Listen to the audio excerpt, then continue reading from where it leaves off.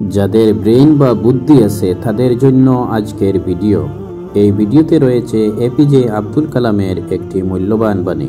শেষ পর্যন্ত মন দিয়ে আপনি শুনলে ধন সম্পদ বাড়ানো কিংবা মান সম্মান বৃদ্ধি অথবা চারিত্রিক উন্নতি যা চাইবেন তাতেই নতুন প্রেরণা খুঁজে পাবেন। তাহলে চলুন শুনি আজকের অনুপ্রেরণার বাণী। এপিজে আব্দুল কালাম বলেছেন, একটা কথা পরিষ্কার, সৃষ্টিকর্তা তাদেরকেই সহায়তা করেন যারা কঠোর পরিশ্রম করেন।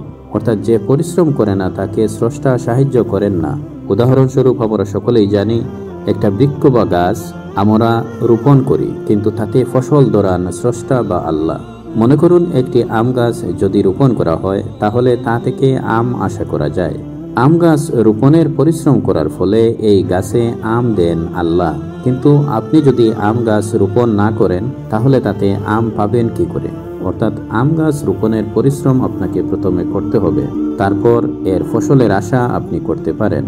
পরিশ্রম না করলে ফসল কখনো পেতে পারেন না। তাই একথা পরিষ্কার, আপনি পরিশ্রম করলে ঈশ্বর বা আল্লাহর সহায়তা আপনি পাবেন, বা পরিশ্রম করার সামর্থ্য ঈশ্বর ও আল্লাহ আপনাকে দান করবেন। যদি আপনি এই পরিশ্রমে লেগে যান কিন্তু পরিশ্রম যদি না করেন তাহলে আপনি কোনো মতেই পরিশ্রম করার সামর্থ্য, শক্তি কিংবা পরিশ্রম পরবর্তী ফসল ঈশ্বরের কাছ থেকে আশা করতে পারেন না, কারণ আল্লাহ তাআলা পরিশ্রমী লোকদের সহায়তা করে থাকেন।